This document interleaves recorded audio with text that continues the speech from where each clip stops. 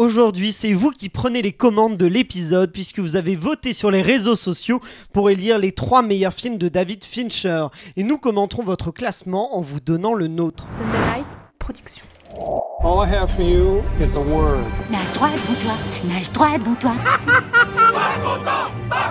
Pourquoi refuse-t-elle d'être peinte? Ça va être très difficile. I love you, Joe. Tiens, c'est marrant, on me le dit souvent. I'm deadly serious. Harry Potter is dead!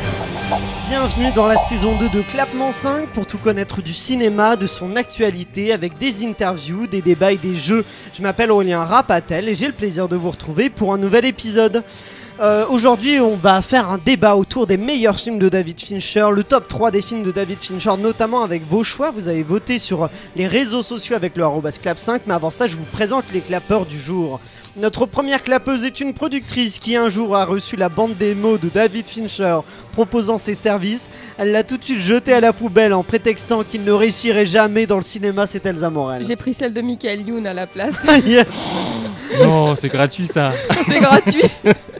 Face à elle, un clapeur responsable marketing qui n'a pas la tête sur les épaules. Peut-être est-elle dans le colis conçu par John Doe, c'est Michael Godefroy. Oh non, je veux pas une fin comme ça. Hein. Bah, Une ça, meilleure- ça veut dire que t'aurais une relation avec Brad Pitt, c'est plutôt stylé. Quand Et même. c'est sympa déjà, c'est sympa. C'est vrai que c'est sympa. Et enfin, nous accueillons une nouvelle clapeuse journaliste qui est une spécialiste de David Fincher. À l'instant, quand elle a appris qu'Elsa l'avait refusé, elle a failli se jeter sur elle, c'est Julia Solence. Je ne suis pas violente quand même. C'est pas comme ça. C'est dissonance. Très bien, c'est je ça, t'ai bien dit. exactement. Ok, bah, est-ce que tout le monde va bien Mais aujourd'hui? ça va bien. Super il fait bien, en beau, forme. il est bien. Et est-ce que ça va, Julien? On est très heureux de Oui, t'accueillir ben, dans l'équipe. Bienvenue. Je Équipe suis d'éclat. super contente de venir en tout cas. Ah. Voilà, c'est ça. Bon, tu vas peut-être agresser Elsa en cours d'épisode, mais C'est moi peut-être. on ouais, ne sait tu vas l'agresser. On sait pas. Suspense. Restez jusqu'au bout, tout peut arriver. pas. Je suis John Doe en fait. Exactement, bah voilà. Mais aujourd'hui, justement, John Doe, c'est donc le personnage de Seven. Et aujourd'hui, on vous propose de découvrir le top 3 que vous avez concocté sur les réseaux sociaux avec le @clap5. Vous avez voté pour élire les meilleurs films de David Fincher.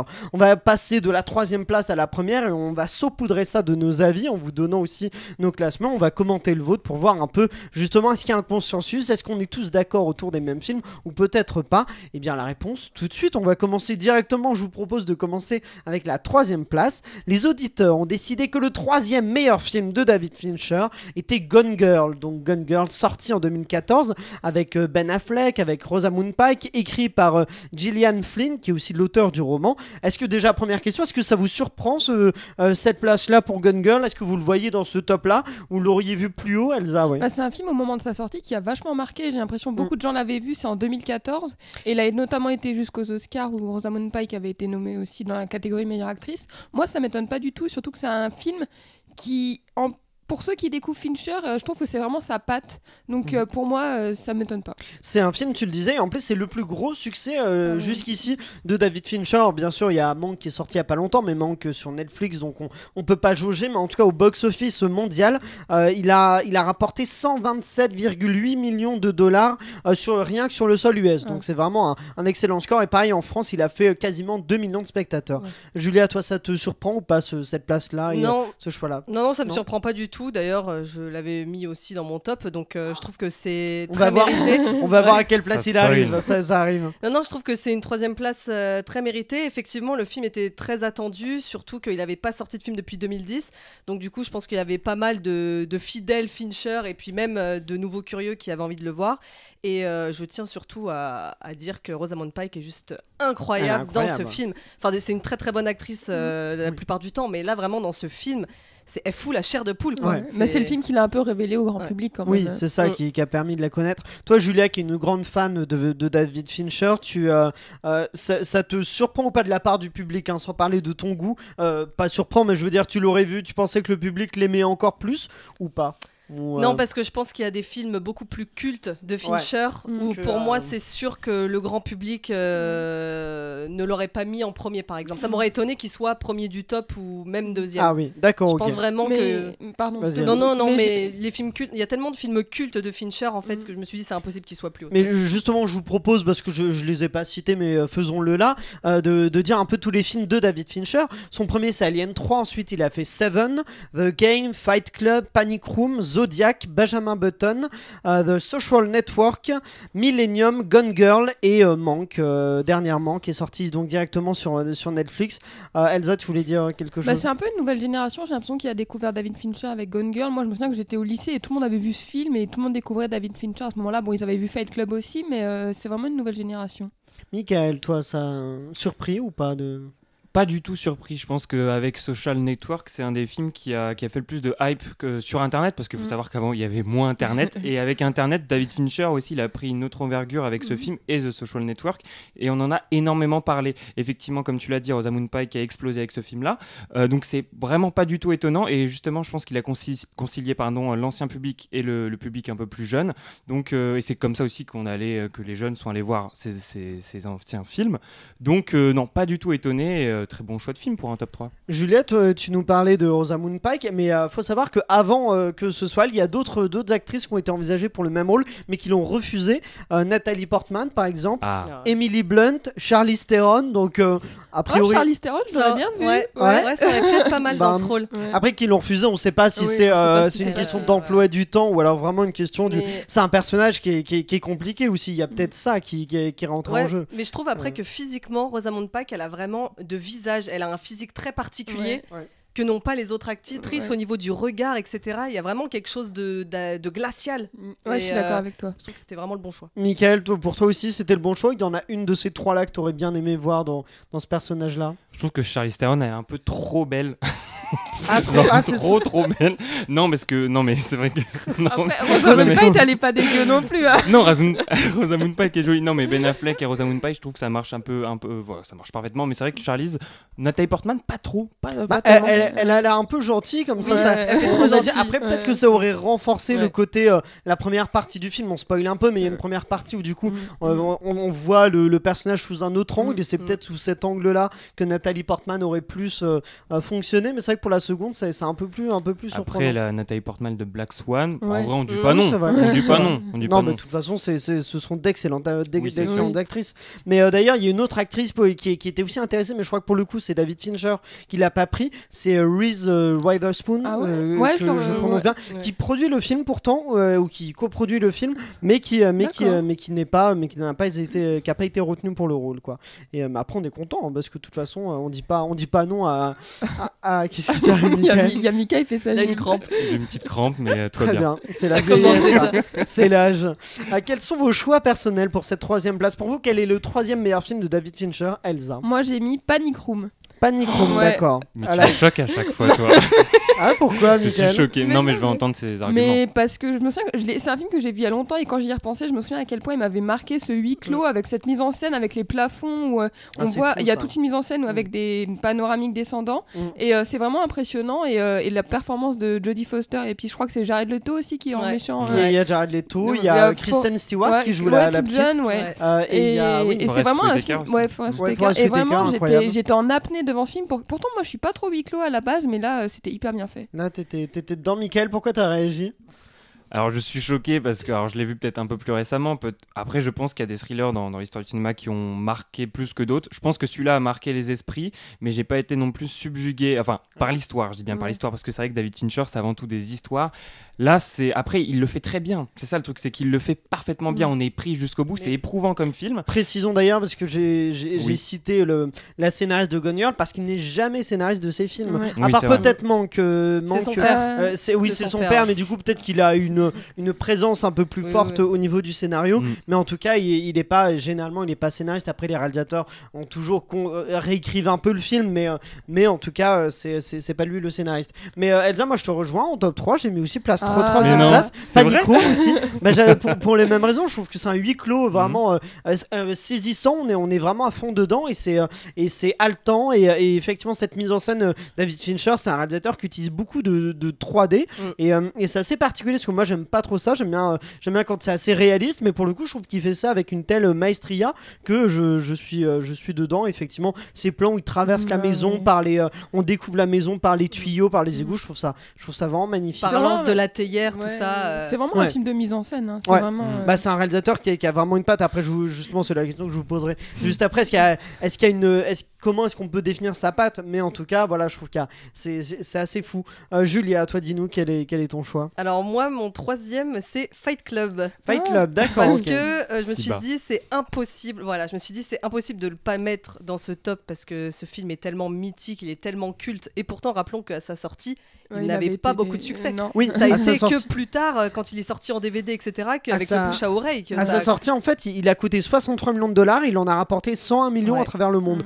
Donc, avec Mais la même la campagne presse l'avait un marketing, peu dézingué, la hein. presse Ouais. l'a un peu dézingué. Ouais. Et en fait, c'est vraiment dans C'est un ça. second temps qu'il est devenu culte. Donc je pouvais pas ne pas le mettre dans le top, mais il y avait d'autres films que je trouvais meilleurs, mais après c'est vraiment subjectif quoi, c'est Ouais. par rapport à mon goût, mais il mérite forcément d'être troisième au moins parce que c'est Pour juste l'impact, incroyable. ouais. Mais- Rien que pour le côté psychologique, le dédoublement de la personnalité, tout ça, il y a tellement de messages en fait derrière ce film que oui. Pourquoi Non, tu non, rigoles non, non, Aurélien, il Moi je veux savoir. Non, j'allais dire que moi je suis pas d'accord, je suis pas un fan de Fight Ouais. Club. Après, il faut peut-être que je le revoie, mais moi je l'ai vu. Bah, c'est pas mon film préféré quoi, Ouais. c'est pour ça que je l'ai mis troisième. Ouais, mais moi je le mettrais même pas, spoiler alert, il est pas dans mon top Ouais. 3 Fight Club. Parce Spoiler que... alert, il est pas dans le mien non Ah plus. bah, voilà. pour l'instant on est raccord avec Elsa, on a le même troisième film. C'est normal, j'ai Et, fait un copier-coller de tes notes. Ah bah, c'est ça.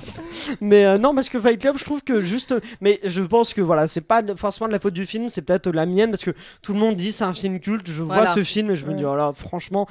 C'est pas que je l'aime pas, c'est juste que du coup, je me suis dit, c'est pas si fou que ça. Mais faudrait que je le revoie peut-être en salle en plus, quand les salles seront réouvertes pour reprofiter, vu que moi, ma dernière appréhension, c'est une appréhension un peu mitigée, négative. Peut-être qu'en le revoyant, je l'apprécierais en fait plus. Elsa. Après, le sujet, genre dédoublement de la personnalité, société de consommation, c'est des sujets vachement un peu pas tape à l'œil, mais macabres qui Ouais. plaisent beaucoup aux gens Ouais. et les gens se sentent beaucoup impliqués dans ce genre de film. Donc, Ouais. je pense que c'est pour ça que ça a autant marqué aussi. Michael. J'ai une grosse hésitation sur cette troisième place. Je peux pas en donner deux, on est d'accord. hein. Non, toujours Ok. pas, Pas c'est droit. interdit. Faire des choix. Alors, je dirais l'étrange histoire de Benjamin Button.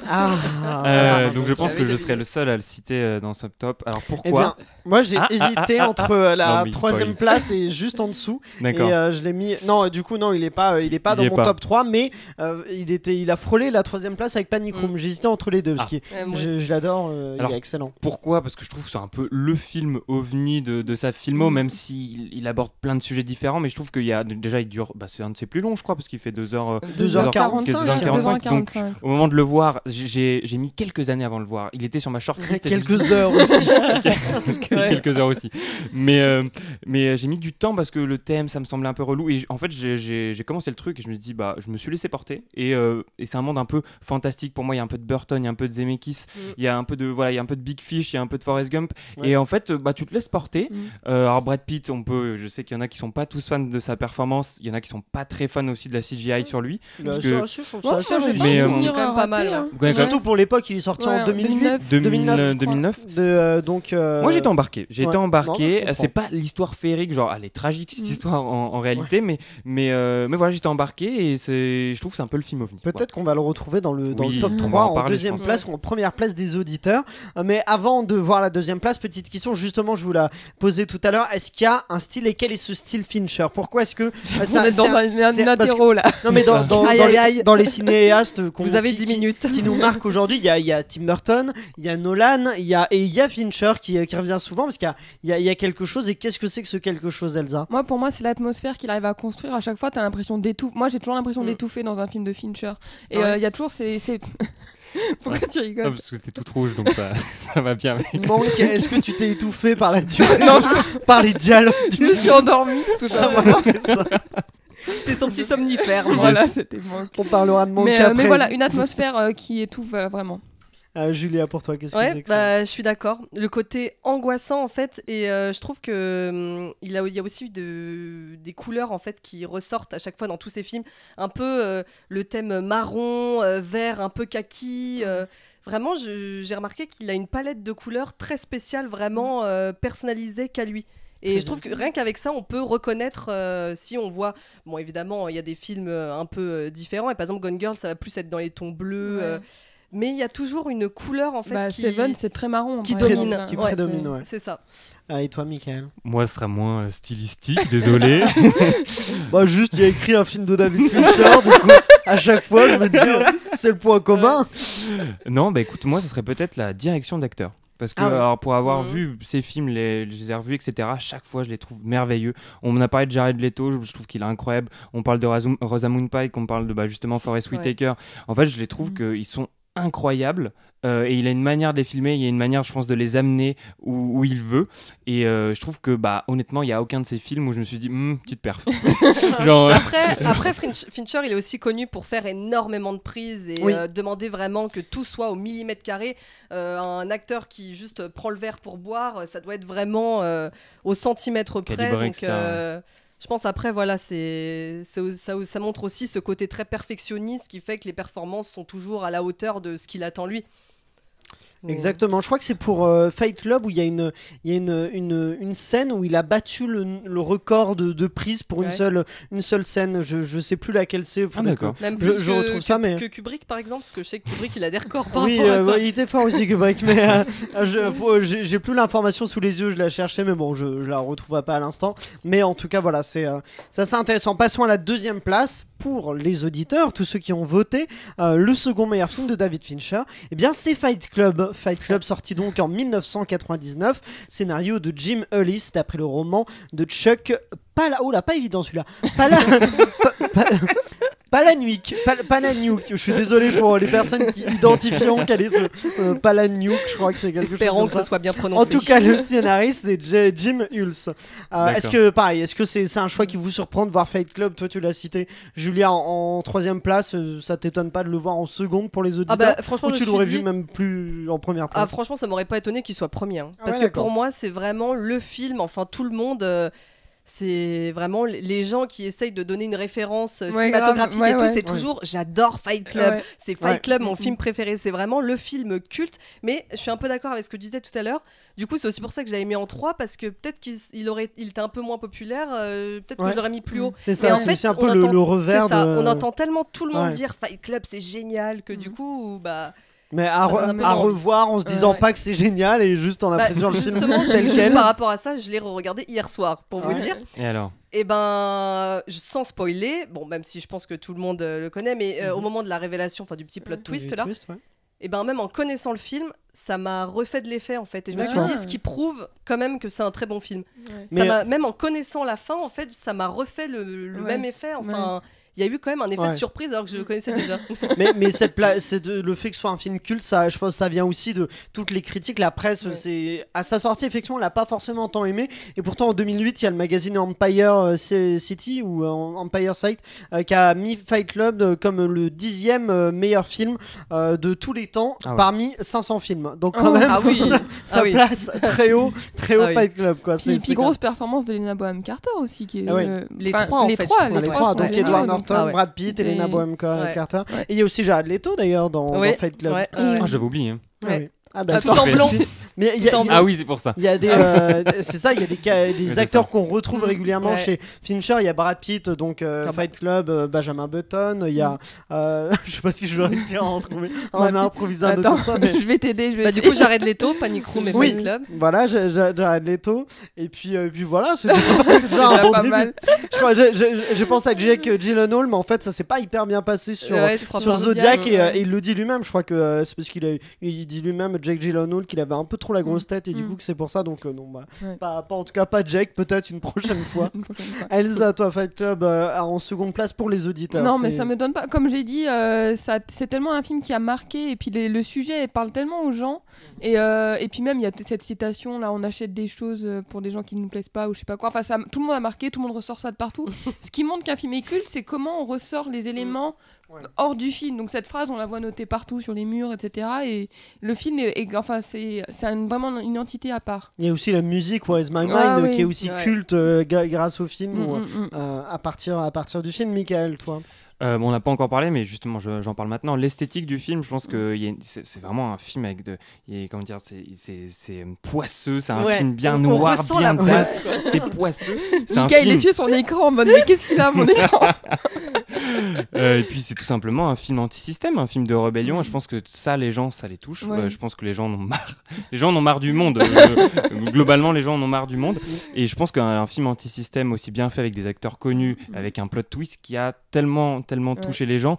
Heureusement, enfin, ça me semble logique aujourd'hui, il se retrouve dans ce classement. Mais c'est aussi c'est pour ça que Fincher, en fait, il a été agacé par c'est quel studio déjà, Fight Club, je crois que c'est la Fox qui devait sortir et en fait qui a vendu le film par le prisme de Brad Pitt en disant le film avec Brad Pitt, sauf que lui en fait voulait une promotion autour du film, un marketing qui était beaucoup plus centré justement autour du fait que c'est un film anti société de consommation, et c'est pour ça qu'il y a eu finalement une petite tension avec le producteur. Je cherche le nom et j'arrive. On peut chercher des acteurs qui ont tourné avec David Fincher. C'est ça, c'est la Fox, c'est bien la Fox, et c'est ça. Il voulait faire la promotion du film sur la thématique anti-commerciale, mais c'est la Fox qui a dit non, ce sera par Brad Pitt et les combats, et c'est pour ça qu'en fait il a été agacé que ce soit pas en fait dans la veine du film, la promotion. C'est ce qui fait sa légende. C'est aussi ce qui fait la légende du film, tout à fait. Quels sont vos choix allons-y, Elsa. Alors moi j'ai mis Gone Girl. Gone Girl, qui arrive. Mais parce qu'on parle beaucoup aussi de la performance de Rosamund Pike, mais Ben Affleck, je trouve, joue très bien aussi dans ce film. Moi j'ai adoré ce duo, et en plus c'est un film en 2 parties, du coup qui surprend toujours autant, et donc moi j'ai adoré, j'ai été prise du début à la fin, donc voilà, 2e place. On a un souci, Elsa. Tu as copié ma liste. Non. J'ai aussi Gone Girl. En 2e place, c'est Gone Girl. On est raccord aujourd'hui avec Elsa, ça ne rigole pas. On verra la première place. Non, mais pour les mêmes raisons, on l'a abordé tout à l'heure, c'est un excellent film, donc je trouve qu'il méritait bien cette deuxième place. Julia, toi. Et bien suspense, Gone Girl. Mais non. Oh non. Je pense qu'on va pas avoir une totale juste Gone par Girl. rapport à Ben Affleck, c'est vrai que j'ai vu pas mal de critiques, des gens qui disaient qu'il était pas forcément bon dans ce rôle, etc. Mais je trouve que justement il a un côté un petit peu froid lui aussi, en retrait, et un peu en fait le côté un peu sans émotion par rapport à la disparition de sa femme, etc. C'est ce qui nous fait douter. C'est ce qui nous fait douter. Je pense que c'est ça, les gens ils ont pas compris pourquoi il était aussi neutre, un peu mou. Les gens sont bêtes. Non mais non, j'ai pas dit ça quand même. Mais après c'est vrai que dans ce genre de personnage qui n'en exprime pas beaucoup, ça marche peut-être mieux avec un Gosling qui naturellement est comme ça, voilà. Tandis qu'un Ben Affleck qu'on peut avoir l'habitude de voir un peu plus expansif, ou même si en Batman expansif. Je sais pas, on d'accord, expressif. Et Batman, c'est mais pas moi je trouve que les gens ont la critique facile avec Ben Affleck. C'est vrai. Voilà. Je le défends. Alors qu'il n'a pas fait que Daredevil. Oui, voilà, on est d'accord. Ah non, mais moi j'ai même pas vu Daredevil. Mais... c'est toute mon enfance. Ça. Oui, il est pas si mal dans Daredevil. Non, mais il est pas si mal. Revenons au débat sur David Fincher. Pardon. Michael, toi, est-ce que tu vas nous faire un complet Gone Girl en seconde place ou pas? Non, je suis désolé, parce que ça aurait été beau. Hein. Ce serait moi, je place Seven ici. Seven. Aïe. Pourquoi? Alors pourquoi Seven? Ça veut dire que je spoil la première place. Non, Seven, j'ai adoré ce film, mais je pouvais pas le mettre. J'ai adoré ce film, comme je l'ai dit tout à l'heure. Alors, on a déjà dit que l'ambiance était crasseuse dans Fight Club. Dans Seven, c'est différent. C'est déjà encore une fois des excellents acteurs, mais un thriller qu'on aime suivre, avec aussi un plot twist dingue. Parce que je sais qu'il y a une enquête aussi dans Zodiac. Limite, l'enquête de Zodiac, où il y a moins de dénouement. Ouais. Il y a pas de dénouement. Il y a pas de dénouement. Il n'y a pas de dénouement, mais je pense qu'il pourrait y avoir une battle il est long, il pour est très long aussi. Alors, vous êtes méchant. On verra le classement du spectateur. S'il arrive. Franchement, Seven, qu'est-ce que je peux te dire de plus? Mais D'accord, que deuxième mais pour moi. très bien. Juste avant que je vous pose une question, petite anecdote sympa. Mais non. Brad Pitt et Edward Norton, ils ont appris à faire du savon avant de commencer le tournage de Fight Club. Pour revenir sur Fight Club, hein, pas sur Seven, mais en tout cas voilà. D'accord. Question que je vous pose aujourd'hui, on sait que David Fincher, il est en contrat exclusif chez Netflix, c'est-à-dire qu'il peut pas faire d'autres films à côté, et il en a encore pour 4 ans, donc on sait qu'il a fait la série Mindhunter, il a aussi réalisé les premiers épisodes de la saison 1 de House of Cards, et là on a eu Kevin Spacey avec qui il a tourné plusieurs fois. Ah oui, exactement, on en a retrouvé un autre. Et oui, tout à fait. Mais justement, est-ce que le fait d'être bloqué chez Netflix, d'être en exclusivité, on imagine que ça lui rapporte pas mal. Est-ce que c'est bien ou pas? Est-ce que pour lui stratégiquement c'est intelligent? Est-ce que c'est pas une façon aussi un peu d'abandonner le cinéma? Parce qu'on va pas rentrer dans cette guerre entre Netflix et le cinéma dont on entend beaucoup parler. Mais lui, c'est un réalisateur on a vu tous ses films, c'est des films quasiment cultes du cinéma. Et là, il est parti chez Netflix. Il a fait une série, elles sont assez cultes, ces deux séries-là. Manque, j'ai l'impression que ça ne va pas rentrer dans les mémoires tout de suite, en tout cas. Elsa, comment... Moi, je trouve ça tellement dommage parce que c'est vraiment un réalisateur de cinéma. C'est-à-dire que même Manque, enfin, c'est en noir et blanc, ça a une esthétique. Moi, pour moi, je l'aurais vu au cinéma. Je pense que je me serais pas endormie au bout de 30 minutes. Manque, c'est pas le meilleur de ses films, on va se le dire. Mais je trouve ça tellement dommage. Et puis c'est surtout une question de... Moi, c'est presque... Ça m'apporte beaucoup aussi la question de patrimoine, en fait. Parce que Netflix, on se pose souvent la question de la conservation des films, etc. Et là, je me demande est-ce que ces films vont un jour aller au cinéma ou pas? Enfin, on ne sait pas. Donc, mais ce qui est très intéressant, c'est que Fincher, il a une conscience lui-même de son rôle chez Netflix. Il dit lui-même qu'il est chez Netflix pour apporter son public à Netflix et qu'il sait que il peut faire Manque, voilà, mais qu'il peut pas... il n'a pas un budget, il n'aura pas tout le budget qu'il veut non plus, que c'est quand même limité parce que ces films-là, c'est juste pour dorer un peu l'image de Netflix, pas la redorer, mais en tout cas ajouter un peu de paillettes, oui c'est ça, faire briller Netflix aux Oscars, aux différentes cérémonies de remise de prix, mais il est conscient que c'est pas c'est pas non plus purement pour l'amour du cinéma, mais bon, pour l'instant en tout cas il en a encore pour 4 ans, on va voir s'il y reste. Julia c'est à cause de changé de nom en cours d'émission. Je suis totalement d'accord avec Elsa, c'est pareil. Je trouve ça hyper dommage. Enfin, vu l'esthétique de ces films, vu sa patte, en fait, je trouve que ça colle pas avec Netflix, quoi. Ouais, enfin, Fincher, Netflix, ça colle pas ensemble. Alors, Manque était un film un petit peu différent dans tous les cas. Enfin, même s'il était sorti au cinéma, c'est un film qui est totalement différent de sa filmographie, etc. Tu peux rappeler aux auditeurs ce que c'est que Manque, en fait, écrit donc par son père? Oui, ça a été écrit par son père dans les années 90, je crois, sauf que le projet, il a jamais été finalisé, surtout parce que c'était en noir et blanc, et je crois que du coup, il y a plein de sociétés de production qui n'étaient pas vraiment intéressées. Et très long aussi. Et du coup, c'est grâce à Netflix, en fait, qu'il a pu le produire, le financer. L'histoire, c'est du coup c'est le scénariste, sur le scénariste qui a fait le scénario très bien de Citizen Kane d'Orson Welles. Donc le film est vraiment sur ce scénariste un petit peu spécial qui baignait dans l'alcool, etc. Enfin encore une vie un petit peu de débauché. Mais je crois vraiment il a fait comprendre que c'était un film très personnel. Oui, parce que écrit par son père qui est décédé en 2003 d'ailleurs. Donc un peu un hommage tardif. Posthume, et je pense que lui en fait c'était surtout un peu hommage familial, etc. Et ça le tenait à cœur, quoi. Oui, c'est ça, on comprend. Mais après, je pense que les défauts du film, mais bon, après, il est quand même aux Oscars. Hein, il y en a qui l'ont apprécié, mais moi, j'ai trouvé que c'était un film qui est très long, qui est très bavard en plus. C'est quasiment que ça. Tout le film se joue pour le bon mot, la bonne punchline de Manque, tout ça. Mais sur 2h45 de bons mots, et c'est lassant. Moi, ça m'a un peu fatigué. Toi aussi, Michael, ou t'as apprécié? Peut-être fais-tu partie des admirateurs de Manque? J'ai pas énormément apprécié, mais juste quand même pour vous dire que, alors oui, je suis d'accord que Fincher et Netflix, c'est pas le mariage qu'on pouvait attendre. Après, peut-être que sans Netflix, il aurait, comme tu l'as dit, pardon, moi aussi j'ai un problème avec ton prénom. Julia, excuse-moi Julien. Tu peux m'appeler autrement. Oui, je vais vraiment t'appeler Sonia. Il aurait peut-être jamais fait ce film. Je pense qu'il a un moment dans sa carrière, il a envie de faire des expériences. Quand on voit Mindhunter, il écrit, il réalise des des épisodes de la série. Il fait Manque, il va faire d'autres projets. Il y a un côté où Il genre devait faire World War Z2. Ils Oui. étaient assez avancés sur le fameux. film en fait à cause de questions de Ouais. budget. Paramount, ils ont privilégié le fait de faire 2 missions impossibles 7 et 8 si je dis pas de bêtises plutôt que de faire World War Z2 où il aurait retrouvé Brad Pitt. Et non, ce sera pas pour cette fois peut-être. Non, mais je pense que c'est une opportunité. Après, rien n'est définitif dans la vie. Il fait un contrat, il est pas non plus vieux, il va partir. Donc voilà, c'est pas fou. Pour Netflix, c'est une énorme opportunité, c'est une vitrine c'est sûr. incroyable. J'espère qu'il va pas s'enfermer là-dedans. En tout Je cas. pense On qu'il va va le quitter un jour. Après, oui, On va le effectivement. retrouver au cinéma quand même assez vite et peut-être avec parce que je parlais de World War Z2 mais c'était pour le cinéma bien sûr, ça aurait pas été pour Netflix, c'était avec le studio Paramount. Non, Ah non, c'est pas possible. Joséphine. Je pense que dans le générique de fin, changez de nom directement. Hein. Enfin, mettez-le. Oh, désolé.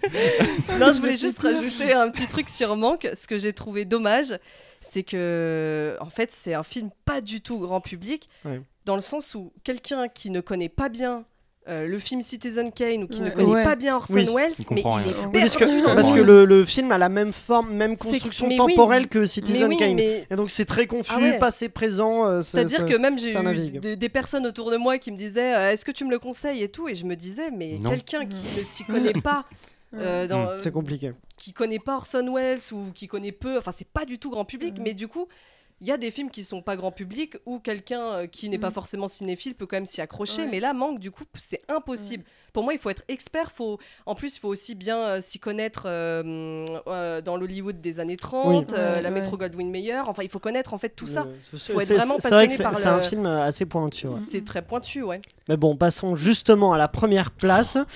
Selon les auditeurs, quel est le meilleur film de David Fincher ? Eh bien, il y en a deux, il y a une égalité. Oh là là. Les auditeurs ont le droit, nous on n'a pas le droit, mais oui, eux, ils ont mis à égalité Seven et The Social Network, donc deux films cultes. On va commencer avec Seven, c'est un film il fête ses 25 ans d'ailleurs, Seven, sorti le 31 janvier 1996 et écrit par Andrew Kevin Walker. Comment est-ce qu'on réagit sur Seven ? Surprenant, pas surprenant, Elsa ?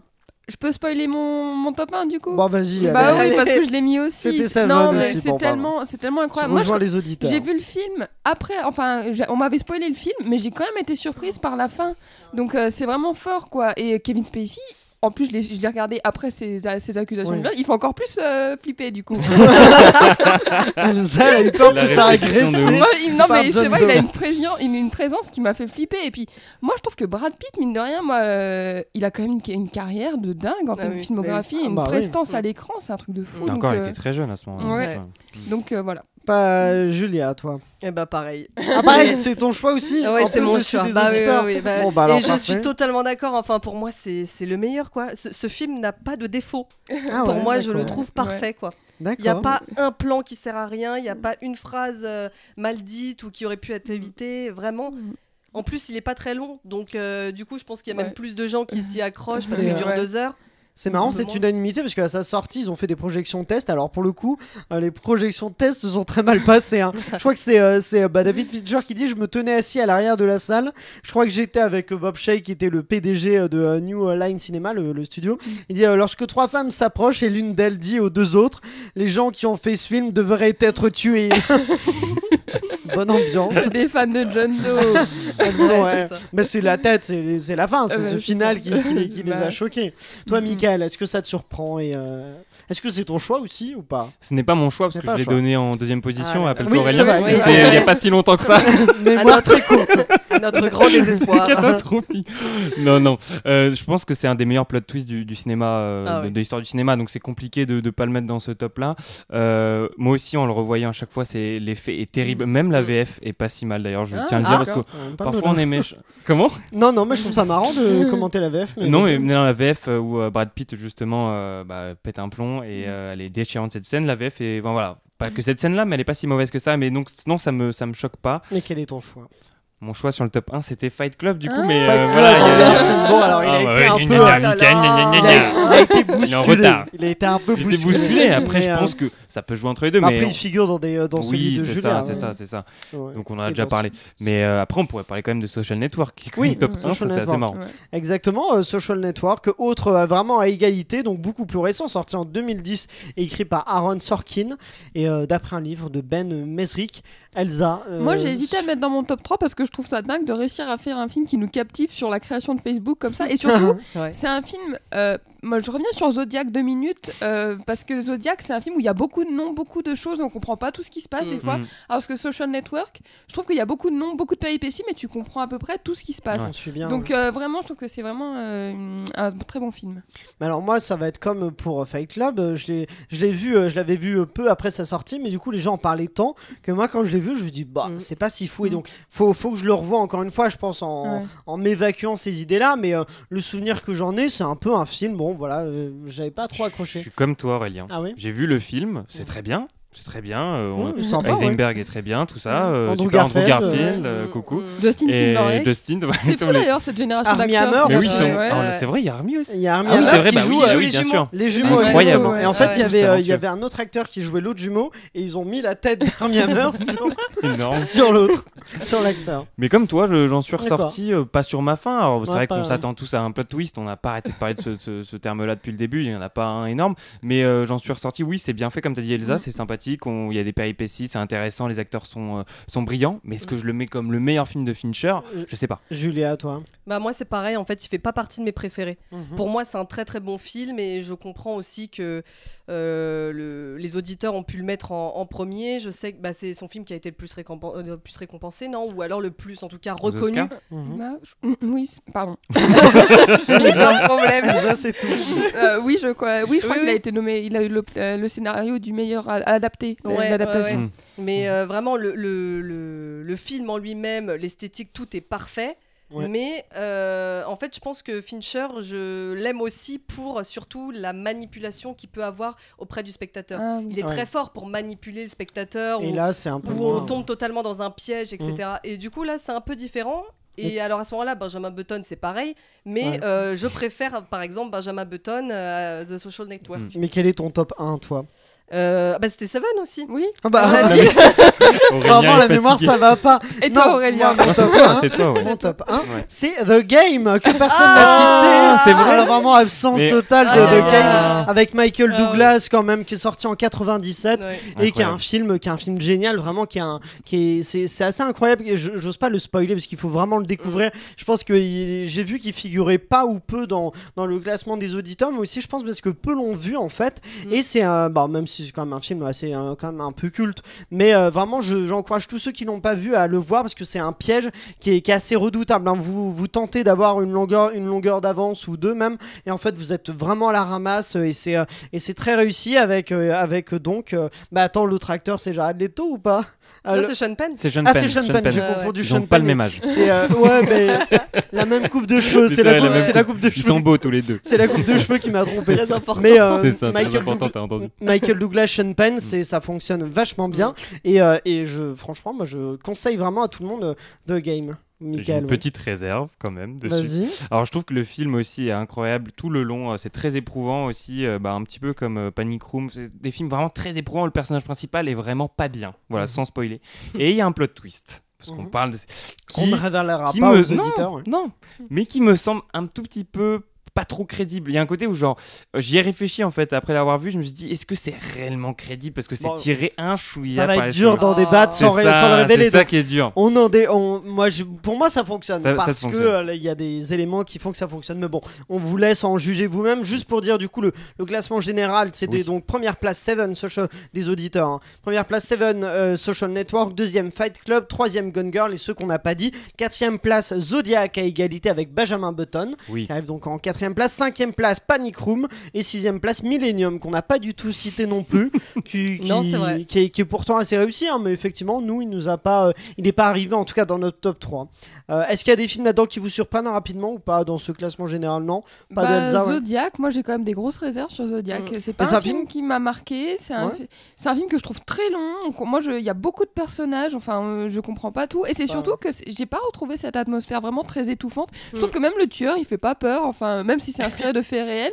Moi j'étais là bon. Elsa elle a pas accroché à Zodiac, d'accord. Ouais. Bon bah et on voit que dans cette liste là il y avait pas The Game, il y avait pas non plus Manque effectivement qu'on a cité. Est-ce qu'il manquerait 3, pas à la liste? Allez.